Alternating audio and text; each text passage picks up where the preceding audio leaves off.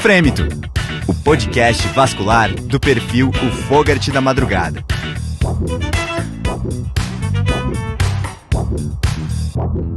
Bem-vindos de volta ao Frêmito, o podcast vascular do perfil do Fogarty da Madrugada. Eu sou o Arthur Curtarelli, compondo a equipe do Fogarty, estão comigo o Fábio Godbach e o Luiz Eduardo. Neste episódio nós vamos falar sobre radiologia intervencionista, residência médica e carreira, e para conversar com o time nós trouxemos a doutora Lara Kertzmann, que é radiologista pelo AC Camargo e radiologista intervencionista pelo INRAD do Hospital de Clínicas da USP. Lara, seja bem-vinda. Muito obrigada pelo convite. Sou fã do Fogarty, estou muito feliz de estar aqui batendo esse papo com vocês, então estou super animada. Legal, a gente está animado também. Você não é a primeira radiologista intervencionista que veio, né? Quem que já veio? Veio o Matheus Picada. Mas ele é do Sul. Que fez, né? Do Sul. O Sérgio Belzacchi, que também é radiologista mas sempre vascular, o Arnaldo que fez formação. Sim. O Arnaldo tem sentido. Mas acho que radiologista, eu acho que vai ser a primeira. Olha só. Vai ser uma boa visão aqui. Vai. A gente pode também fazer umas brincadeirinhas. Lembre que você é minoria na mesa. Meu Deus. Medo. Fábio, seja muito bem-vindo, cara. Obrigado, Arthur. Esperar desse episódio. Eu tô muito contente de ter uma radiologista aqui, porque a gente vem numa pegada de trazendo outras especialidades. E radiologia, assim, a gente sempre quis trazer, né? Mas sempre a gente fica preocupado justamente por esse embate, conflito. E eu acho que vai ser uma conversa bem franca. A gente escolheu trazer alguém da nossa idade. Que Olha também ele achando que é mais novo agora. Eu sou o segundo, mas não, eu sou mais velho aqui, na realidade. Nossa. Acho que é a primeira vez que eu sou o mais velho da mesa. Talvez agora você não seja o mais cabeludo. É verdade. Luiz Eduardo. Não, tô animado também. Vamos dar uma apertada nela aí. Mas... Você teve algum contato com radiointervenção na formação? O contato que eu tinha era, não, isso aqui é material da rádio, não usa não, sabe? Era bem separado. Eu fiz em Ribeirão Preto. Você viu que tem uma búdia bem grande lá, mas a gente rodava no R5 algumas semanas com eles, só que para eu fazer meu fellow fora, eu troquei essas semanas pelo meu fellow. Então, assim, eu tive pouco contato, sendo muito sincero. Mas lá é um serviço bem grande. É, grande mesmo lá. E é separado também da vascular? Separado, provas diferentes, enfim. Mas rola um R4 da vascular entrar na radiointervenção no R5? Não, o R5, ele teoricamente tem uma semana que ele tem horários que ele pode ir passar com eles, mas é aquela coisa assim, né? Você pode vir, mas dá pra se você aprender perguntar muito em uma demais, semana. a gente também Pode vir, talvez mas não te responda. não pegue meu procedimento. Vai ficar no pé da mesa lavando catéter. Você teve, Fábio, algum contato? Não tive, porque no Dante não tem, né? No Dante é cardiologia, cirurgia cardíaca e cirurgia vascular. É verdade. Mas não tem hemodinâmica lá? Tem, só da lógico. cardio e não tem nada de... Não, É bem separado, assim, sabe? da cirurgia vascular tem. Entendi. Mas a gente não tem radiologia intervencionista. Então a gente tem procedimentos invasivos vasculares, entendeu? Então, a gente não tem toda a outra parte da radiointervenção. Percutânea. Eu também não tive, a Unesp também não tem, mas aí eu usei as minhas férias do R4 para ir no INRAD. Daí foi que eu conheci a turma lá. Talvez venha daí o nosso vínculo, né? Pois é. Você sempre soube que você ia fazer intervenção? Então, não. Isso que eu queria entender. Na graduação, vocês tinham contato? Descobriram em algum momento na graduação? Chegou até vocês? Intervenção? É. Não sabia nem o que era. De jeito nenhum, na né? residência. Pois é. Eu acho que essa foi a minha sorte. Que eu, assim, por acaso, sempre queria fazer cirurgia, né? Fui esse caminho todo, a minha graduação. E no final, assim, logo para escolher mesmo qual seria a minha especialidade, eu estava um pouco insegura por esse equilíbrio entre qualidade de vida e o que eu ia fazer, fazendo a residência cirúrgica. Eu sempre quis cirurgia pediátrica, então sempre fui por esse caminho. E, por acaso, rodando no estágio de UTI, eu descobri a neurointervenção. E aí comecei a acompanhar uns casos lá na hemodinâmica. Eu falei, gente, o que é isso? Fui atrás. Você formou aonde lá? Eu formei na Baiana, lá em Salvador. Boa. Eu estudei lá, fiz minha formação toda lá. E aí vim pra São Paulo só fazer minha residência. É a primeira escola de medicina do Brasil, não é não? Não, é a UFBA. A federal entendi. o que eu fiz é a Baiana, mas é uma excelente escola. E, por acaso, consegui descobrir, fui atrás. E aí, tanto que quando eu fui prestar e eu vi que o caminho que eu poderia fazer era por radiologia, eu nem cogitei fazer radiologia em Salvador. Porque eu pensei, não tem residência de radiointervenção aqui. Então, eu já vou sair pra sub. Então, eu já vou sair, já vou fazer rádio fora. Nem prestei em Salvador. Sagaz, foi bem E pensado, já vim pra cá com essa ideia. Então, eu entrei, na verdade... Você é uma das únicas, então, que seguiu esse caminho. Pois é, assim, não, foi uma coisa... bem doido, porque eu nunca tinha visto nada de radiologia na graduação. Era uma coisa totalmente que eu falei, gente, o que é isso? E falei, não, vou entrar. Ainda falei, se eu não gostar, eu mudo, faço oftalmo, otorrino, vou pra outra área, acesso direto de cirúrgica, né? Porque eu ia pra uma coisa totalmente diferente de tudo que eu tava pensando. E, no fim, foi uma surpresa muito feliz, assim, porque eu adorei o diagnóstico e foi um caminho muito legal pra eu conseguir ir pra intervenção. Então, eu já entrei desde o R1 sabendo que vou fazer radiologia intervencionista. Você já entrou como ponte para o teu R+, digamos assim, mas aí você se impressionou com o processo, digamos Exatamente, assim. me impressionei com o processo, assim, gostei muito da formação do diagnóstico, me apaixonei pelo diagnóstico. Hoje em dia, apesar de, né, trabalhar com intervenção, eu não tenho vontade de largar totalmente o diagnóstico, porque eu acho até que complementa bem a minha formação, gosto bastante. Verdade. Então, você assim... faz mais do que toma? O que você faz? axial, ultrassom, tudo. E o AC Camargo? Onde que entrou nesse? Porque a hora que você pensou, vou fazer intervenção, acertar AC Camargo é um trunfo, né? Não, então... Porque aí... Eu tinha passado em 2 opções e, por sorte, eu tinha contato com uma pessoa lá em Salvador, um médico radiologista de Salvador, que o primo dele trabalhava no AC. E então, Achei que você ia falar, o primo dele fazia a prova do AC. Não, imagina. Eu tive estava contato, agora aprovada em facilitou. 2 instituições e ele me falou, olha, ele trabalha lá, lá é muito forte em pesquisa, lá tem uma intervenção muito forte, então, se você quer intervenção, com certeza, vá por esse caminho. Legal. E foi ótimo, né? É um serviço oncológico, então a intervenção é super forte. Sem dúvida. E lá, pra mim, é um dos melhores serviços de intervenção que tem aqui também. É incrível lá. Então, desde o R1, eu também já era a única residente que quero fazer a PAF, quero fazer desde o início da residência. Eu já tava fazendo. Eu fazia procedimentos para os meus amigos e fazia minha papelada pra eu poder fazer por eles, sabe? Aham. Então, Espírito de cirurgião. deu certo. E, assim, tive contato com a intervenção desde o R1 do diagnóstico. Então, lá a gente tem rodízio de intervenção, que às vezes nem é tão comum em todas as residências de rádio. Você ter rodízio de intervenção. Acho que não. Assim, no R2 a gente fica fazendo biópsia. Acho que não é comum. Então, eu tive muito contato durante a graduação, durante a residência de rádio, que foi ótimo e me fez ainda ter mais certeza do que eu queria. Então, acho que me deu uma boa base também para conseguir ir pro R+. Mas pra você ver, se nem nos serviços de residência de rádio todos têm contato, você imagina numa graduação, né?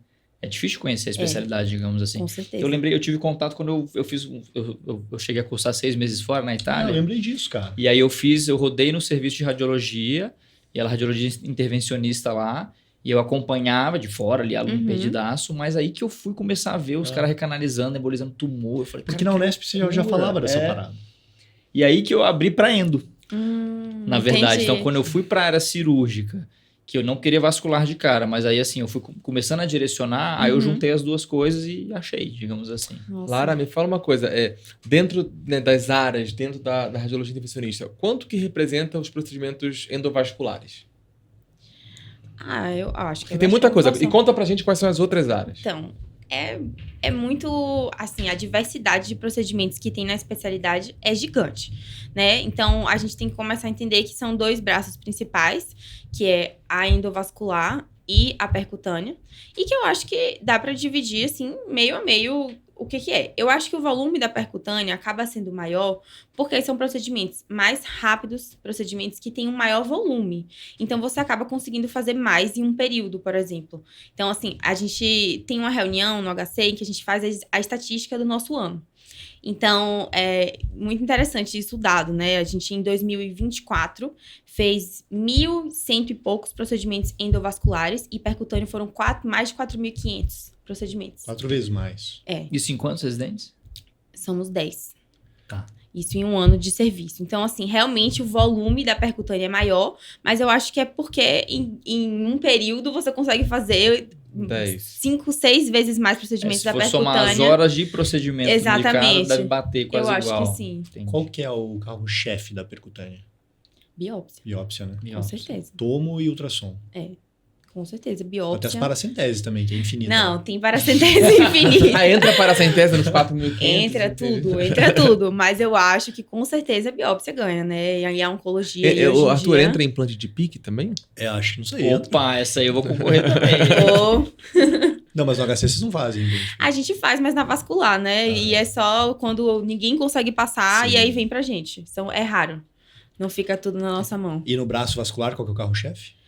Via biliar. Imaginei. Com certeza é top 1 de procedimentos. Infinitos Desses também. 1.000, eram 400, era via biliar.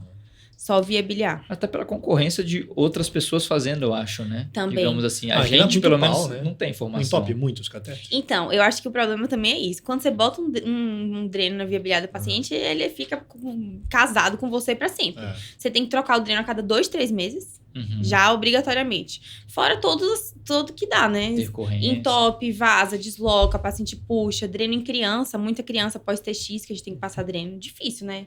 Uma criança com o dreno não deslocar, então volta muito. Cara, logo que eu voltei para Brasília, eu trabalhei numa equipe que tinham 3 cirurgiões que faziam endo, que eram formados também, fizeram Santa Casa, e lá o pessoal da vascular faz bastante. E eu entrei nos de via biliar, assim. Legal mesmo, assim, interessante. O cara posicionava cogueado e tal, passava, mas eu não tive essa experiência de segmento para saber de taxa de entupimento, enfim. Sim.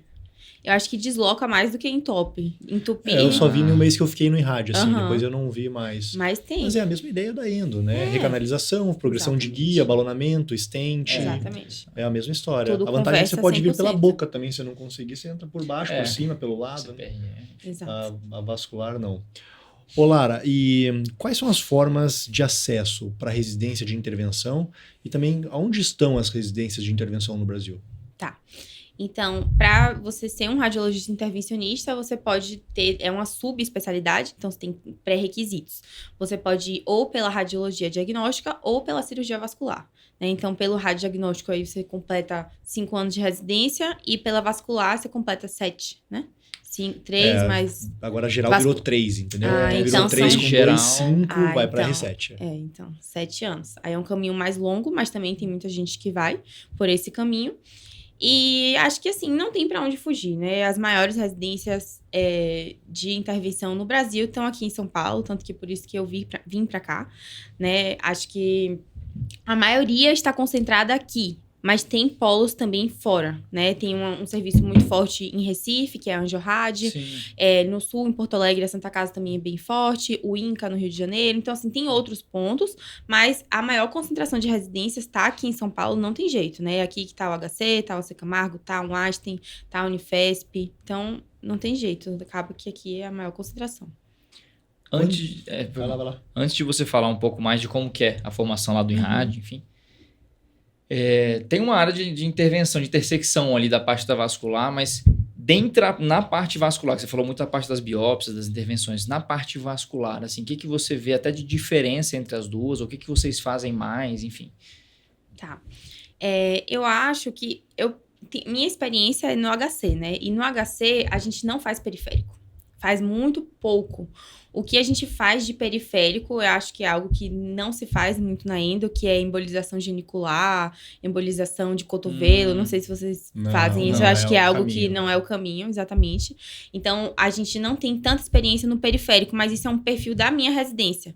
Porque eu sei que em outras residências eles fazem, né? Então, eu acho que o que tem de intersecção vai aí, né? Dessa endovascular periférica. Só que lá no HC, a gente foca mais em endovascular visceral mesmo. Embolização de tumor. Embolização tumoral, ablação Sangramento. tumoral. Na parte vascular, né? Sangramento, trauma, a gente faz muito. Via biliar e problemas vasculares viscerais mesmo. Pós-transplante hepático, então a gente coloca muito estente de artéria hepática, porta, a gente faz muita recanalização de porta. São outros procedimentos, né? TIPS, que é aí o mais complexo, assim, dos nossos Próstata. procedimentos. Alternativas, né? Embolização de próstata, embolização de mioma. Venoso, a gente faz um pouco de congestão pélvica, mas também já é menos, né? A gente mexe menos. Acho que veia pra gente é porta. É o que a gente mais faz. E algumas recanalizações centrais também acaba vindo pra gente. Você vê que é uma área que o vascular, na formação habitual, não tem contato. Assim. Exatamente. Vai ter que No procurar- Brasil é relativamente bem separado isso. Assim. Pois Tem é. poucos procedimentos que acho que entra na briga. Acho que em outros países é muito mais cardiologista ou radiologista ou neurologista entrando assim na nossa área e a gente na dele, talvez. Mas depende do centro, eu acho, também, né? Por exemplo, vocês tiveram a formação lá no Dante. O chefe da parte da endo, ele era radiologista. Ele é mesmo. radiologista. Dr. Cambara, radiointervenção. Então, E assim, ele fez coronária no início da carreira dele. Então Ah, imagina é? onde ele foi, né? Tipo, o cara circulou desde... Ele fez intracraniana também antes. Pois é. Porque ele tem uma longa trajetória, né? mas acaba separando mais, assim. Eu vejo, no meu ponto de vista, que é de quem é o paciente, né? Assim, até ia te fazer essa pergunta. Porque, por exemplo, carótida. A carótida chega muito pro neuro. Então, às vezes, a gente acredita que é território vascular, mas às vezes está muito com a neuro, né? Aí a aorta abdominal, sem sombra de dúvidas, vem para nós, mas a torácica bate muito no cardiologista, cirurgião cardíaco. O radiointervencionista faz consultório? Então, faz consultório, né? Só que eu acho que depende muito também de perfil de serviço, né? Acho que aqui em São Paulo, em que você acaba trabalhando em grandes instituições, o paciente acaba indo para a instituição e você acaba fazendo o procedimento. Mas, sim, tem o consultório do radiologista intervencionista. O que acontece é que mesmo o radiologista intervencionista no seu consultório, alguém vai ter que me encaminhar ele. Sim. Né? Então, eu meio que dependo do solicitante. Você não gera o seu paciente. Não gera né? o meu paciente. É raro, vem um paciente que, eu tô com problema prostático, ele pesquisou na internet, ele viu e ele vem pra te buscar para uma embolização de próstata, mas isso é raro, né? É uma coisa bem específica. A gente acaba dependendo do onco para te mandar uma TACE, para indicar, e o onco tem que saber que existe e que ele indica e que ele vai mandar para o seu consultório para você fazer essa embolização. Mas realmente não tem jeito. Por isso que, assim, a gente tem que, mais do que informar aos pacientes... Os próprios médicos. Informar os próprios médicos, aos solicitantes. Que se o paciente não sabe... Se o médico não sabe, o paciente não sabe, né? Que existe. E Você acaba ficando um pouco refém só, assim, de grande centro, digamos assim, né? Então, você... vou fazer radiointervenção numa cidade interior. Pouco mais limitado nesse sentido, né? Então, vai você sofrer. ser absorvido no centro grande, o próprio centro te gera os pacientes e você gira internamente ali. Acho que é o que faz mais sentido, né? Com certeza. Deixa eu fazer uma pergunta, assim, para entrar cutucar, assim, um pouquinho mais. Como que é essa questão em relação, assim, o pós-procedimento, avaliar o paciente, ou resolver uma complicação, o quanto que vocês dependem de outras especialidades ou o quanto que vocês conseguem ser resolutivos integralmente?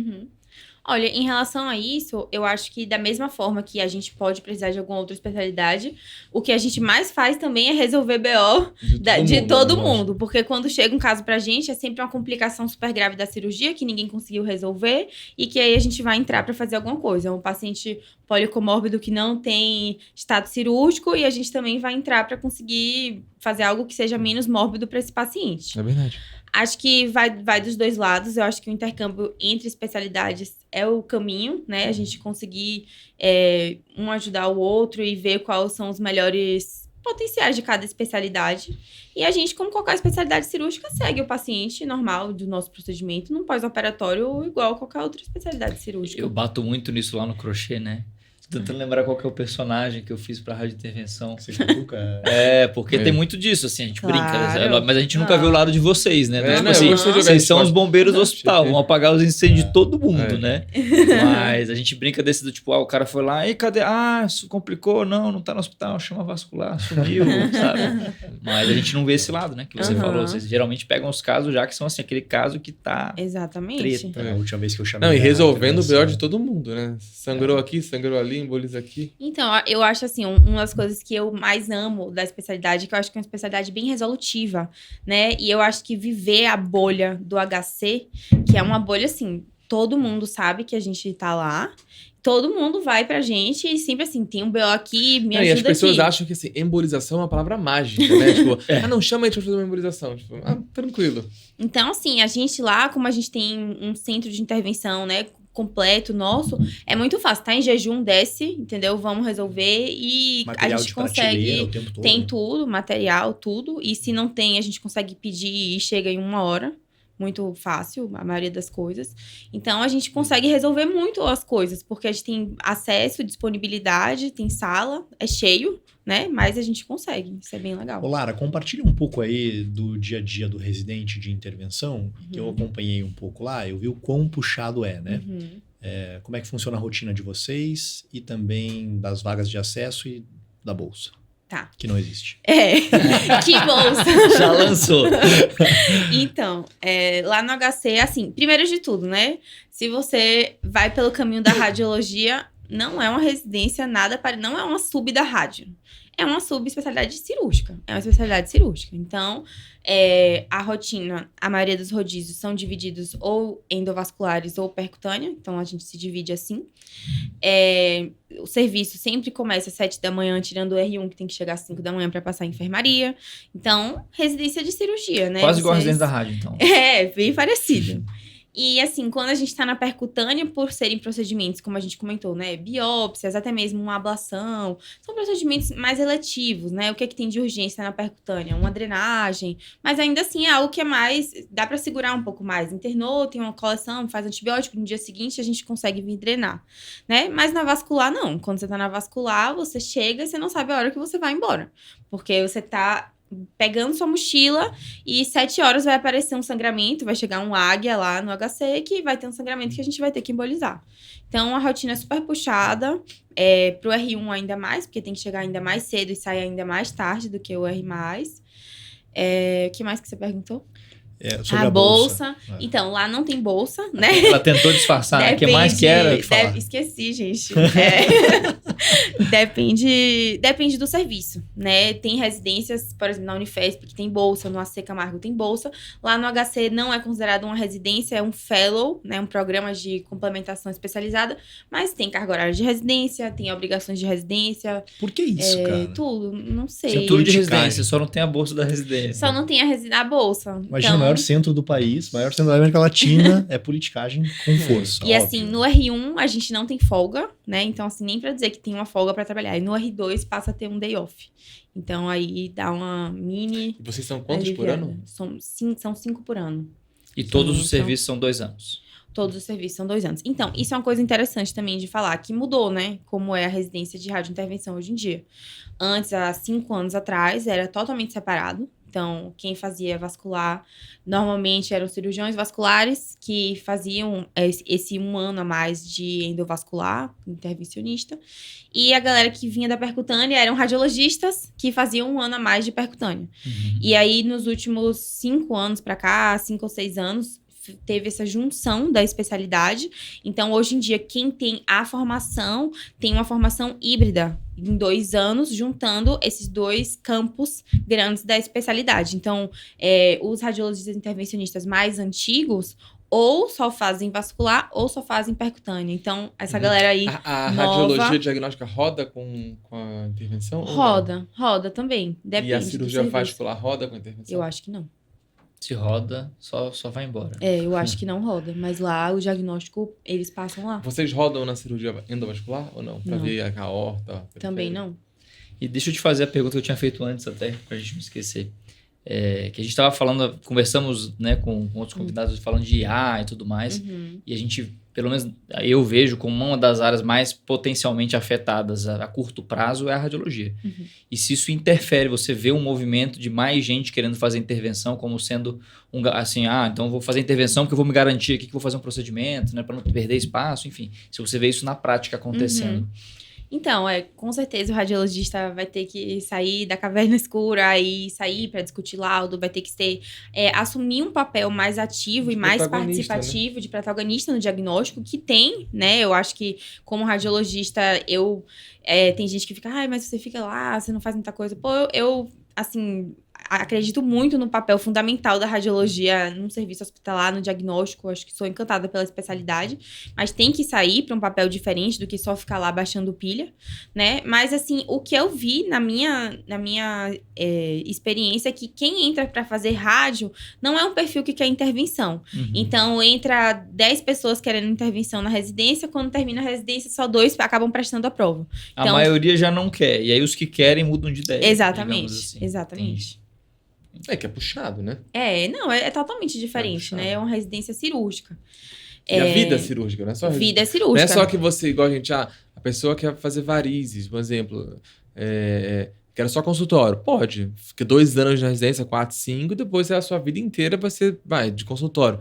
A radiointervenção não, uma atividade totalmente institucional, de cirurgia mesmo, né? De como a sobreaviso. vida dos cardiologistas que terminam R4 e fazem hemodinâmica. Né? Esse cara vira um cirurgião. E o grande cliente dele passa a ser o cardiologista e não o próprio paciente. Né? Uhum. Que acho que é um pouco do Bem caminho parecido. do radiologista intervencionista também. Né? O cliente é o médico encaminhador. Exatamente. Né? Eu acho que, assim, qualquer especialidade dá pra... Porque, assim, como a radiointervenção tem uma variedade tão grande de procedimentos, acaba que as pessoas se especializam mais em um ou outro e selecionam mais os procedimentos que têm mais afinidade ou que têm mais experiência de fazer.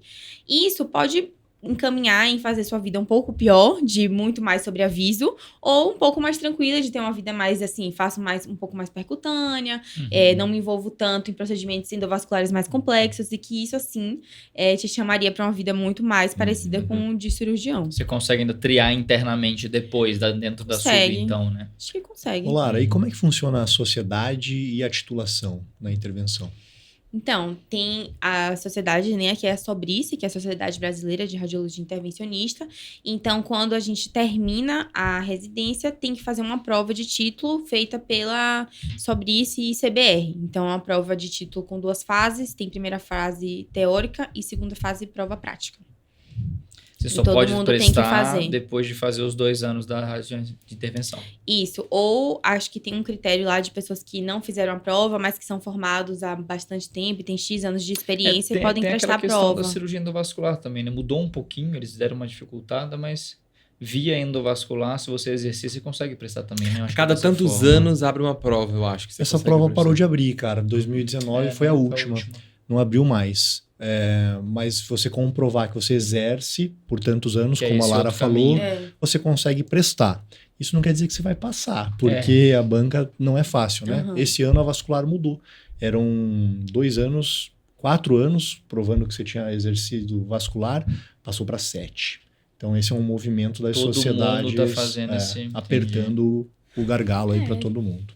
Uhum. Legal. Ô, Lara, eu tenho uma outra pergunta para te fazer, de cunho pessoal, que é a sua vida é embaixo do raio-x, você é uma mulher, idade fértil, vida de cirurgiã.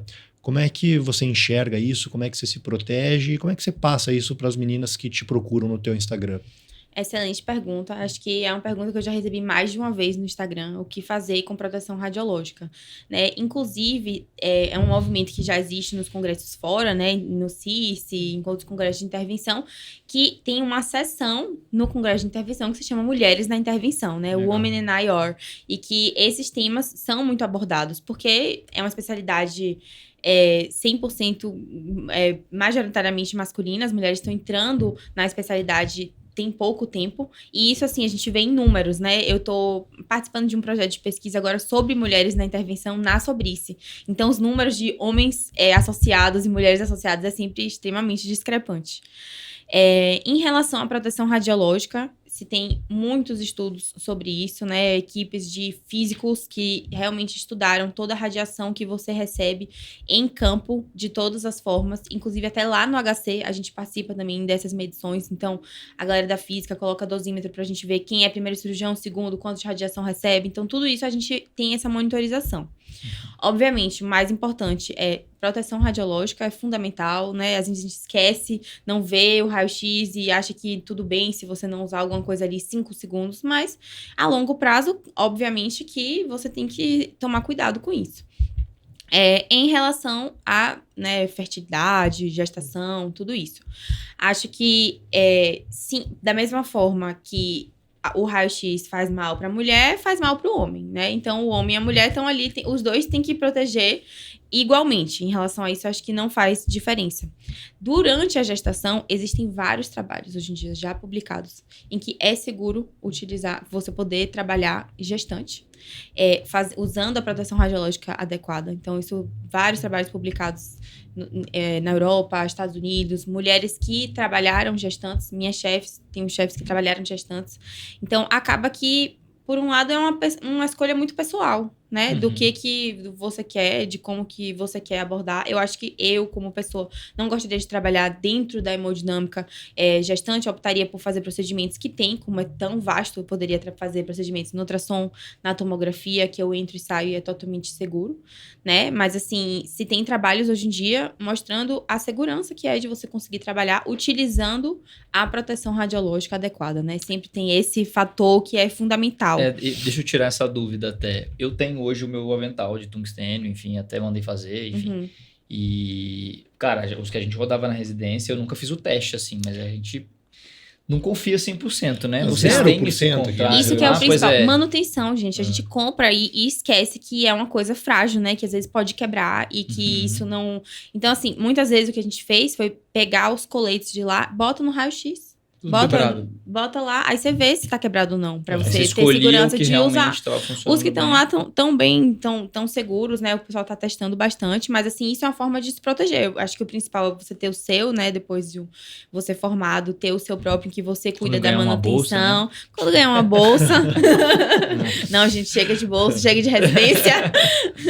Mas eu acho que a gente tem que ter isso muito em mente, né? Pô, não tem que cuidar do material, tem que ver se tem alguma falha, tem que garantir isso, porque realmente... Mas, no teu ponto de vista, obviamente, mas queria que você falasse, não é proibitivo uma mulher engajar numa Não, carreira De jeito, intervenção. pelo contrário, eu incentivo e vejo que cada vez mais as mulheres estão procurando essa área. Acho que para mulher, inclusive, é uma área ótima em termos cirúrgicos, porque é uma cirurgia que dura pouco, você fica menos tempo em pé, você, né, são procedimentos que muitas vezes são dinâmicos, então não tem por que as mulheres se sentirem inibidas em entrar na especialidade por isso. Eu vejo, assim, às vezes enxergavam como um grande tabu, né? Uhum. Ah, mas eu vou me expor, radiação, é que nem você falou, tendo Exatamente. isso tudo mais robusto agora e tudo mais, vira uma escolha pessoal, não é mais impeditivo pelo que a pessoa Não, e tem acha, tanta- digamos assim. É tão né? amplo, né? Você escolhe o que você quer fazer. Não, e por que o homem é imune à radiação Exato. e tá aí É. trabalhando todo dia? Por que ele tá aí? Você sabe que na minha formação lá, as pessoas não davam tanta atenção pro raio-x, assim. Hoje eu vejo que as pessoas estão abrindo os olhos para isso, o tanto de cagada que deu, né? Com certeza. Mas eu, olhando pro meu R1 até meu R4, eu me arrependo muito, cara, de não ter meu colete. Uhum. Porque ficava infinito naquela Você usa alguma zoala coisa lá. fora protetor tireoide e... Hoje eu uso capacetinho também, Usa mas não ponho capacetinho. caneleira. Óculos Óculos e você usa? a caneleira eu não uso, por exemplo. Eu uso saiote. Uhum. Mas é até aí. Não tem. Agora, no meu R1, instrumentando OA de 7 horas, Ah. cara, embaixo do X lá, usando o colete que da ortopedia usou, aquele Uhum. negócio do HC lá. Não, e na residência é quando a gente mais se expõe, né? A gente tem menos Péssimo, experiência, exato. o procedimento dura mais, É, a alguém gente tá com o tá pedal, pisando 100%, usando. não tá olhando pra tela, mas tá com o pé no Tombando X. um raio, é. Então quando a Tá gente no lugar mais perto mais da perto, só fonte de pisando radiação, lá. né? Montado no Não sobe a mesa, não grita Cavalo. flecha, Não, não você não, colima, não os faz nada. parâmetros de proteção, ninguém faz nada, faz deixa nada. tudo, né, exatamente. Exato. Então até você, é um refinamento, né, Sim. de conseguir... Então, residente que tá Isso. escutando, preste atenção. Proteja. Colima! Colima, Colima. fecha, sobe a mesa, né? Pelo amor de Deus. E aí tem outro ponto top na tua formação, Lara, que é a tua experiência internacional, né? Eu sei que você não só passeou no Canadá, mas você participou de um grande centro lá também. Como é que foi? O que você viu lá de diferente? Então, foi muito interessante, né? Eu fui para o Hospital Sick Kids em Toronto e pude participar do Congresso Mundial de Intervenção Pediátrica, que, imagina, já tem intervenção, já é um ovo. Aí, intervenção pediátrica é uma sub, que é menos gente ainda fazendo. Então, tem menos ainda isso aqui no Brasil e acessível. Então, foi muito legal poder participar do congresso e ficar um mês lá no Hospital Sick Kids, que é só de intervenção pediátrica. Então, foi bem interessante. Eu vi coisas diferentes em que lá vão para intervenção que aqui não vai. Por exemplo, dilatação esofágica. Tudo lá é intervenção que faz. Que aqui acaba ficando com endoscopia, né? Não chega nada disso pra gente. Traqueia. Paciente com traqueomalar, assistente de traqueia. Outra coisa legal que eu vi também fora, eles têm stents absorvíveis pra criança.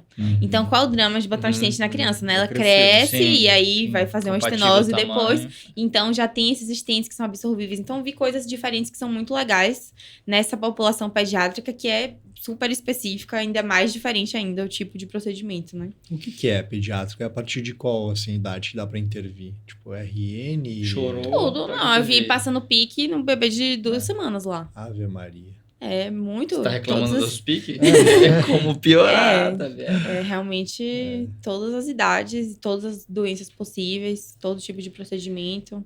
Isso sim, ele é específico dessa área da pediátrica, então que você foi o congresso, né? O congresso, sim. E eu, intervenção também. O É a mês, tua área de né? O interesse, estágio. né, Lara? É minha área de interesse, porque eu vinha do interesse na cirurgia pediátrica, né? Você fundiu as duas coisas. Não, então, pra mim foi uma coisa assim mágica, porque eu falei, gente, eu fiquei, será que eu não vou ser frustrada de não ir pra pediatria, cirurgia pediátrica e coisa assim? E quando eu descobri que eu poderia fazer a mesma coisa, só que em outra área, foi um estalo, assim. E não ter que lidar com os pais. Fale com o Não. seu pediatra, né? Como não? Como não? Mas tem que ligar com o pediatra. Seria um sonho. Tem que lidar com o pediatra. Não. Sim, não é fácil. Algum dispositivo muito top, assim, fora o estente absorvível? Eu não vi estente absorvível no Brasil ainda, não sei Não, se não tem. Não tá, é autorizado. Tá saindo pra membro inferior, né? Ah, Vai é? sair em breve aí. Acho né? que teve, eu acho. Lembro que no Dante tinha uns casos. tá assim, não sei se era voltando, de tá estudo, voltando. se era... Eu fiz um curso Chegou a ter. Não e conheci. tá pra sair de novo aí. A Lara compartilhou alguns dispositivos no Instagram que legais que você viu lá, né? Mas é duro filmar no exterior, os caras não deixam, né? Não, eu Eu tinha tentei super muito também. cuidado. Assim, É. eles têm É muito Sim. cuidado com a privacidade do Sim, paciente. verdade. Então, eu tinha muito cuidado em compartilhar coisas que não, né, ofendesse eles de alguma forma ou ninguém E ficasse como incomodado. ninguém tá filmando, é duro Exato. você levantar o Destoa, celular. né? Destoa. Exatamente. Ainda mais ser uma pessoa de fora, né, do serviço, fora do país. É tipo o Hospital Blank, ninguém tá filmando lá. Que é um hospital de plástico aqui de São Paulo, tipo, 10 movie makers sim. pra cada cirurgião, assim, né? Meu Deus. Não, nos Estados Unidos não tem, assim. Eu Mas, tentava levantar o celular. Lara, falando então de novidades, assim, o que você vê pro futuro da especialidade? Então, a especialidade está crescendo, né? Cada vez mais. Eu acho que eu coloquei com um propósito meu, assim, divulgar a especialidade, como a gente falou, principalmente para os solicitantes, porque às vezes não chega, porque as pessoas não sabem que existe. Então, eu acho que é uma especialidade completamente em expansão, está crescendo. Mas também é uma especialidade que tem muitas limitações, né? O mercado é fechado, é uma especialidade que exige você estar em um grande centro.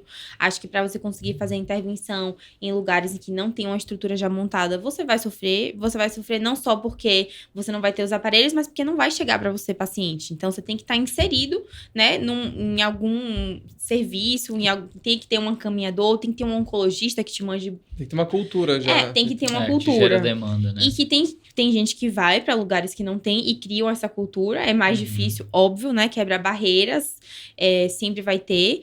Mas, de qualquer forma, existem procedimentos que eu acho que é muito difícil você fazer fora de um grande centro, né? Exige uma tecnologia, exige acesso a materiais que não vai estar disponível. Uma agulha de ablação, uma agulha de eletroporação, que é caríssima. Você não vai conseguir isso em qualquer lugar, né? Você tem que estar em um lugar específico. Então, assim, a especialidade está crescendo, vai crescer.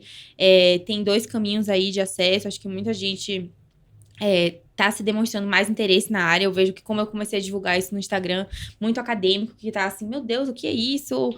Tem um interesse. Mas, realmente, assim, vai ser aos poucos, né? Tem limitações da própria especialidade, mas tá crescendo. E então, se fosse deixar uma mensagem final, pensando justamente nesse acadêmico que está te procurando, ou enfim, na pessoa que está para definir, quero ficar na caverna, não vou ficar na caverna, o que você poderia passar para definir essa pessoa? Para definir essa definir pessoa... assim, o que você tem de dica, né? Enfim. Pô, gente, assim, é uma especialidade incrível, sou apaixonada, muito criativa, resolutiva. Me coloco total à disposição para responder qualquer dúvida. Quem quer saber mais sobre a residência, o que é, tô à disposição. Então, podem me procurar que eu fico aí pra gente conversar mais. Aonde que te encontram, Lara? Pode me seguir no Instagram, @LaraKertzmann. E Melhor tô lá você soletrar o Kertzmann. Vocês vão achar, a gente coloca aqui, Com ó. Z, né? Lara Tá Kertzmann. aquela- Só tem uma. Só tem uma, com certeza. Muito bem, muitos ensinamentos aqui da Lara. Fábio Goldbach, considerações finais? Não, eu achei, assim, incrível a conversa. Eu tinha vários tabus, assim, internos que eu... Acho que a Lara foi muito feliz nas respostas, sabe, que eu dei aqui. Ela me devolveu em dobro ali, eu gostei. Entendeu? E acho, assim, a gente tem um público muito grande de vascular, mas a gente tem um público muito grande também de residente ou de acadêmico. Então, acho que esse podcast vai ser muito, muito interessante para uma boa parcela das pessoas que nos escutam hoje. Luiz, as inscrições do Enrad esse ano estão abertas. Cara, Vamos? falta só essa, né? Pra gente. Falta angiologia, agora você parou. Nossa senhora, não, essa aí Eu não dá, quase não. passei, né? Assim, não vou expressar aqui publicamente. São 5 vagas, né? Eu São. fiquei em 6º no meu ano do Enrad. Não passei. E mudou o meu caminho, minha trajetória. Pois Porque se eu tivesse passado, eu tinha vindo fazer Enrad. Uhum. E aí eu fiquei entre a Unesp e o Dante. Acabou porque eu vim ao Dante por causa da minha esposa. Viemos a São Paulo e tal. Mas eu teria sido um radiologista intervencionista. Olha só. Se eu tivesse terminado, porque eu não sei como eu ia me sustentar em São Paulo sem bolsa, Difícil, né? viu? Porque, puta, plantão... Sigam-me para mais Primeiro dicas. Cara, imagina, Difícil. R$0, Puxado, né? 7 Puxado. dias na semana. É puxado. Não, o primeiro ano tem que ter patrocínio. Senão não vai. É difícil, viu? Difícil. Eu consegui 100, mas é sofrido. Muito plantão no fim de semana, Tem né? que trabalhar. Tem que dormir no hospital. Tem que trabalhar, não tem jeito, é sofrido. Mas pelo menos todo mundo sabe que você tem que trabalhar, né? Porque... Ninguém questiona isso, né? Alguém vai ter que sair pro plantão e todo dia alguém sai pro plantão. O refeitório do HC é bom? Dá pra comer lá? Não tem. Não tem? Pra gente, não. Pô, Fábio, Você não é residência. Porque a gente não é direito. residência, a gente não vai pro palheta. Papagaio, é caro mesmo. Muito bem, então tomem coragem, é hora de prestar em rádio. Tomem coragem, mas vale a pena, Façam um pé de meia.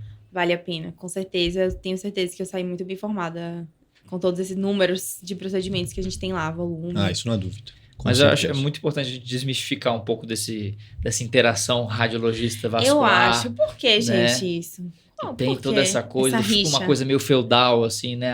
Não, ali a Fica. gente não mexe, porque isso aqui é coisa da rádio. Não, aqui não mexe. Cara, coisa da talvez vascular. seja uma briga que já ninguém mais saiba o motivo, mas a gente segue perpetuando, enraigada né? aí. Assim, e que tenha muito vínculo das sociedades em si ainda, Uhum. né? SBACV barra sobre isso, e alguns presidentes do passado instituíram Hoje a isso gente e vê ficou, né? uma aproximação, na verdade. Tomara de muita que coisa. se unem cada Então, vez mais. A gente mesmo tenta muito esse movimento, a gente já trouxe alguns outros colegas radiointervencionistas para cá. Então, Lara, muito obrigado. Sigam todos a @LaraKertzmann no Instagram, então, por gentileza, mandem suas mensagens para ela lá. Nosso agradecimento ao Curso Bizu, que nos apoia a manter o Fogart e o Frêmito. E chega ao fim mais um episódio do Frêmito, podcast vascular do Fogart da Madrugada. Compartilha com a gente onde você está escutando o podcast, faz um print aí na tela, posta lá no Fogart que a gente reposta a vocês. Nos encontramos no próximo episódio. Até mais. Frêmito, o podcast vascular do perfil O Fogart da Madrugada.